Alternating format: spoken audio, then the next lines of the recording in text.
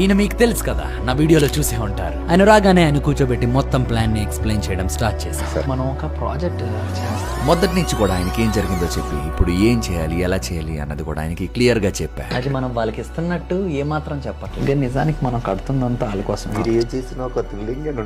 నేను millionaire barber ని ఎందుకు ఎంచుకున్నానంటే ఆయన నాకు కావాల్సిన వ్యక్తి అని అందరికీ తెలుసు. అండ్ నేను ఆయనకి సహాయం చేయడానికి ఇంట్రెస్ట్ చూపిస్తున్నానంటే ఎవరైనా నమ్ముతారు. ఎక్కడ ఏ అనుమానం రాదు. ఏదో వీడియోలో అన్నారంట కదా మీరు యాక్టర్ అని. ఎవరు ఇది ఎంత యాక్టింగ్ అనేసి నన్ను సరే మరి సరదాగా ఇప్పుడు నిజంగా మీకు ఛాన్స్ ఇస్తున్నాం యాక్ట్ చేయడానికి. సో తర్వాత అనుకున్న ప్లాన్ ప్రకారం ఇప్పుడు మనం ఆ విలేజ్ కి వెళ్ళబోతాం. మీకు ఇంకొకటి చిన్నది బ్యాలెన్స్ ఉంది. మీ బ్రాండ్ న్యూ కార్స్ ఫాలో అయిపోండి మన కార్లో. మనం అనుకున్న ప్లాన్ ని ఏ పొరపాటు లేకుండా జాగ్రత్తగా అమలుపరచాలి. వస్తున్న అతిథికి స్వాగతం పలకడానికి అక్కడ కుటుంబం కూడా సిద్ధంగా ఉంది.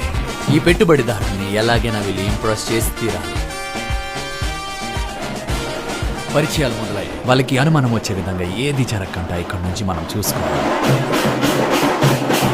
ఇప్పుడు మన అసలైన ప్లాన్ ని అమలు పరచబోతున్నాం. తెలిసే ఉంటారు, నా వీడియోలో చూసుంటారు. మేము కోల్ ఫామ్ కోసం ఇది పెడదామనేసి మేము వచ్చాం. మా సార్ని కలిసాం. వీళ్ళు ఏంటంటే బాగా నాలెడ్జ్ వాళ్ళు కలెక్ట్ చేసే ఇది ఒకటి ఉంది. వ్యవసాయం అన్నిటిలో కొంచెం గ్రిప్ ఉంది. వీళ్ళిద్దరికి చుట్టుపక్కల ఊర్లో ఎలాంటి వాళ్ళని పనిలో పెట్టాలి, వాళ్ళతో ఎలా పని చేయించాలి అన్నది బాగా తెలుసు. సో మీ కోళ్ల ఫామ్ ని కట్టే బాధ్యతలు వీళ్ళకి ఒక సూపర్వైజర్ లా అప్పచెప్తే బాగుంటదని వాళ్ళ ముందు ఒకసారి చెప్పా.